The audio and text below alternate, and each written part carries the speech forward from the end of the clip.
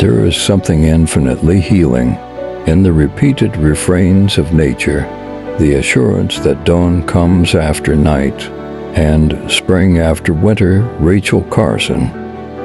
This quote by Rachel Carson suggests that nature has a healing power that can bring solace to individuals going through difficult times.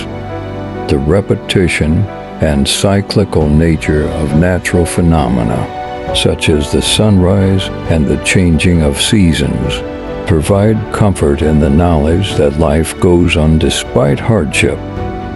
It emphasizes the resilience of nature and the hope that it brings, serving as a reminder that even in the darkest moments, there is always the possibility of renewal and growth.